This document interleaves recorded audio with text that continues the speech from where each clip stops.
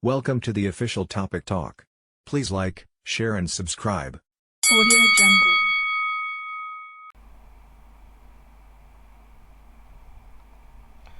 Good evening, ladies and gentlemen, and welcome to the official Topic Talk.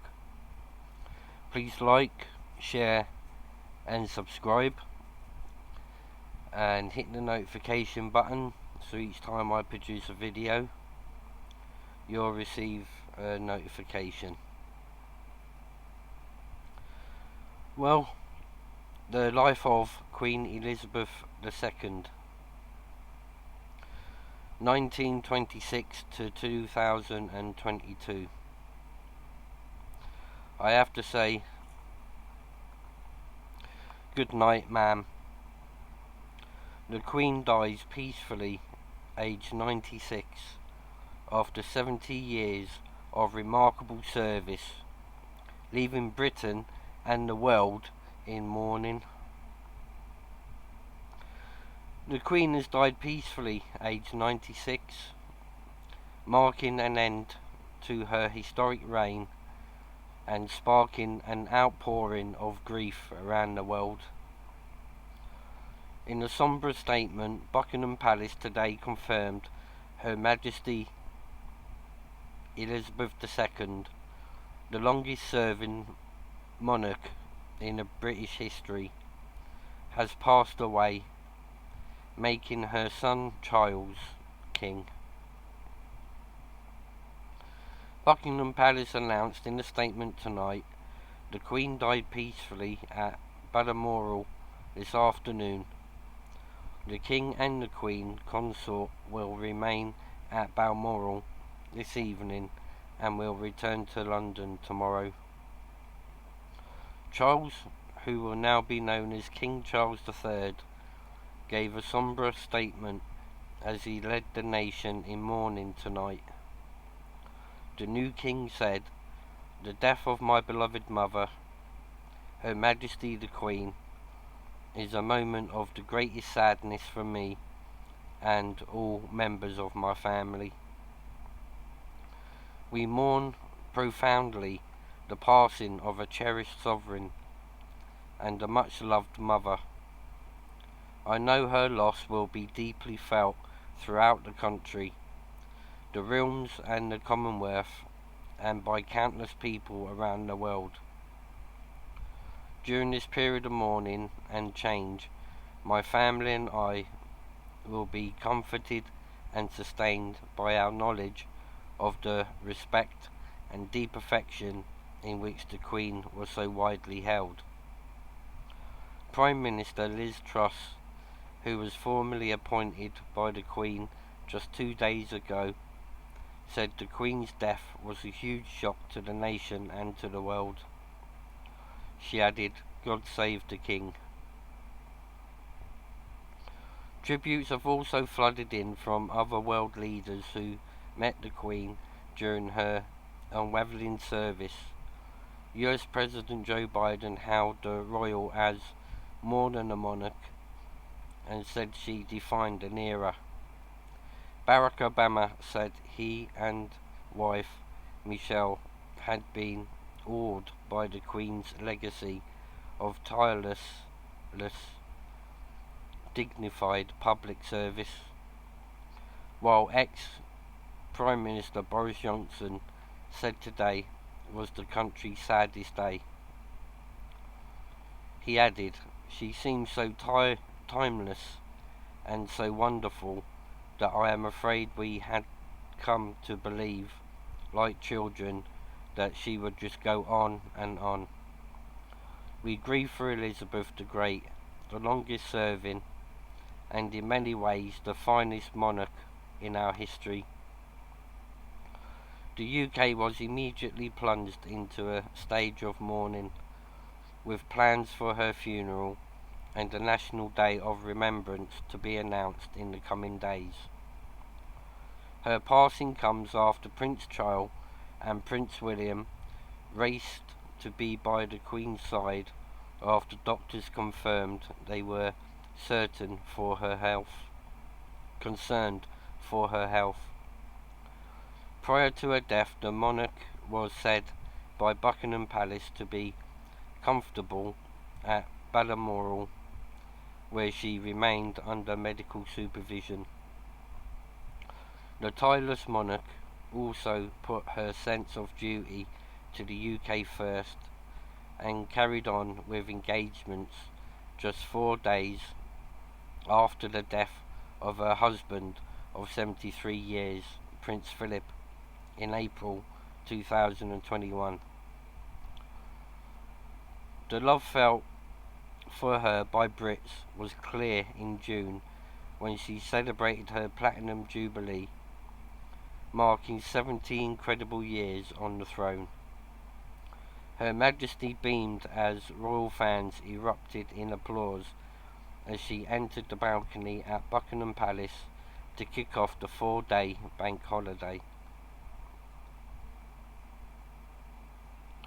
It came after the Queen made a number of surprise appearances leading up to the celebrations, including at the opening of her namesake new tube line in May. Despite her sunny demeanour, she was advised to slow down as she handed more responsibility to Prince Charles. He stepped in for his mother at the state opening of Parliament in May after she was forced to pull out for the first time in 59 years. The advocate from doctors to take a step back followed a night the Queen spent in hospital in October 2021 to undergo preliminary investigations. The Queen was later seen walking with the help of a cane, and the sprained back forced her to miss the following Remembrance Day service at the cenotaph, something that disappointed her greatly. She battled back from a COVID infection and was captured displaying her beloved sense of humour as she met Justin Trudeau on March the 7th. But Her Majesty was urged to slow down in the months leading to her death, as her public appearances were significantly curtained amid fears for her health. She also moved to Balmoral in her final months as she continued to suffer mobility problems. But she didn't allow the move to get in the way of her duty and was pictured meeting Liz Truss on September the 6th when she was announced as the new Prime Minister. On the advice of doctors, she was forced to postpone her Privy Council meeting the next day after being told to rest for a full day. The Queen ascended to the throne in 1952 at the tender age of 25 and was on a royal tour of Kenya when Philip delicately broke the news that her father, King George VI, had died. The Duke of Edinburgh was at her coronation the next year and remained a constant figure by her side at thousands of engagements over the next 7 decades. The royal couple married on November the 20th, 1947, and went on to have 4 children, 8 grandchildren, and 11 great-grandchildren together. With the Queen, affectionately known as Gang Gang to the youngest members of the family, despite spending 70 years on the throne, Her Majesty was never actually meant to become Queen. She was born Elizabeth Alexander Mary on April the 21st, 1926, to Prince Albert, Duke of York, and his wife, Lady Elizabeth Bowles-Lyon. Her father was the younger son of King George V, meaning his elder brother Edward, the Queen's uncle, was always due to become king. But in late 1936, Edward sensationally abdicated to marry American divorcee Wallis Simpson in a scandal that rocked the royal family. His abdication, after just 326 days, elevated Prince Albert to King George VI, and 10 years old, Elizabeth was now heir to the throne. Her formal coronation as Queen Elizabeth II took place on June 2nd, 1953, in Westminster Abbey, making her the 6th woman in history to ascend to the British throne.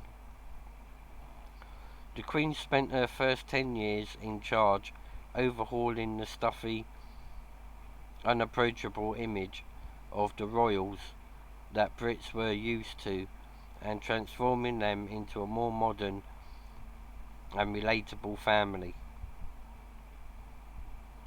In an unprecedented move, she even televised her annual Christmas broadcast for the first time in 1957, in a now annual tradition watched by millions.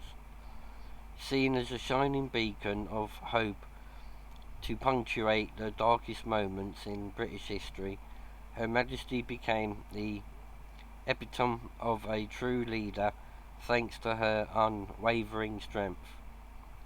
Even before she was Queen, she vowed, "I declare before you all that my whole life, whether it be long or short, shall be devoted to your service."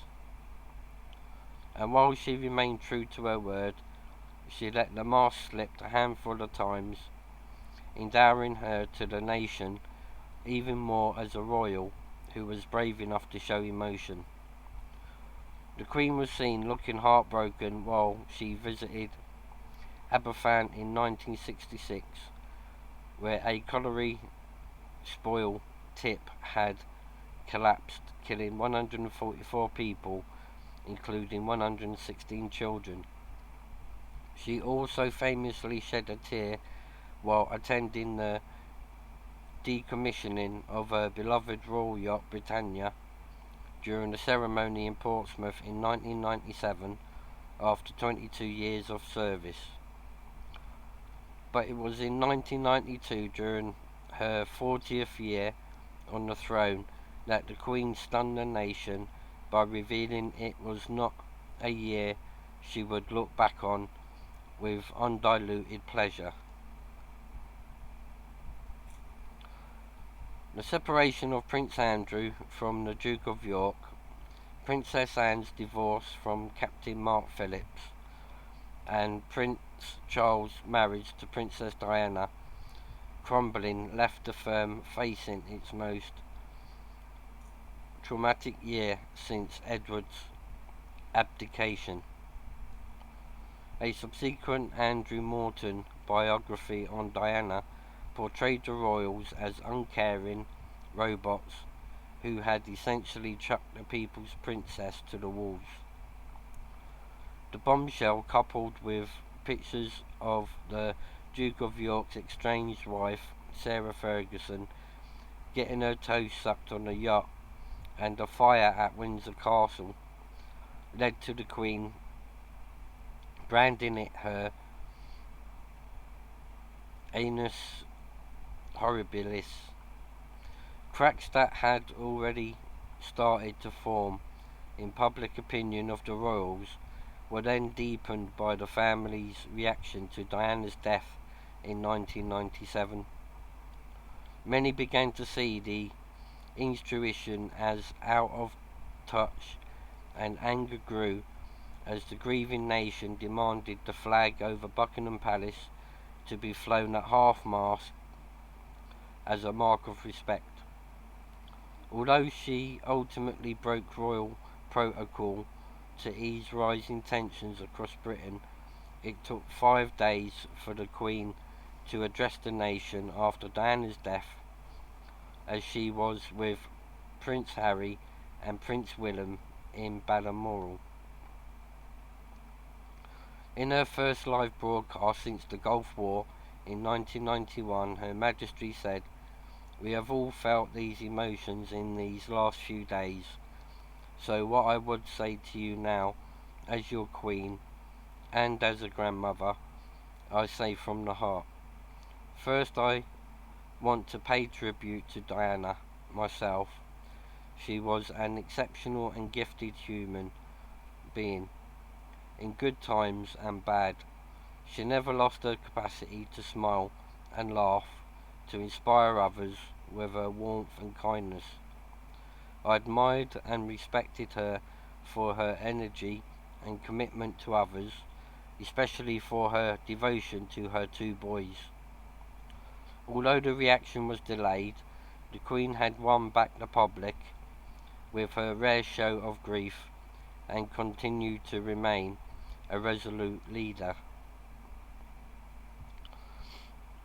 In a more recent broadcast to the nation as COVID ravaged the UK and plunged Brits into lockdown, she brought calm during troubling times by promising better days would come. Evoking the spirit of forces, sweetheart Vera Lynn, she said, we should take comfort that while we may have more still to endure, better days will return. We will be with our friends again. We will be with our families again. We will meet again. She also ensured she was still relevant to the social media generation thanks to an Instagram and Twitter account highlighting her grueling public service. The Queen also successfully steered the royal family through waves of recent scandals, including a racism row, Prince Andrew's alleged sex abuse shame, and Megxit, without even crumbling.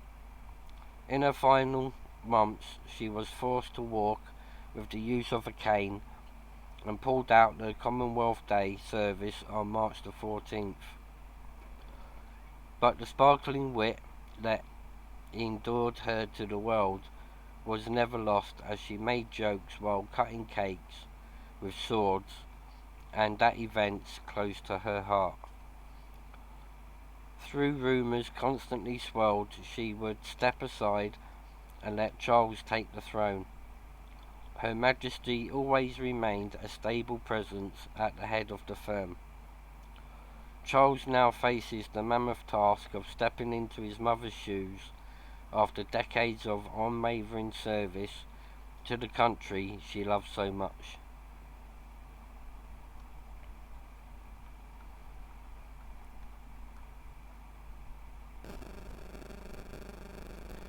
I think that's a great tribute to our Queen, and she can now finally rest in some peace,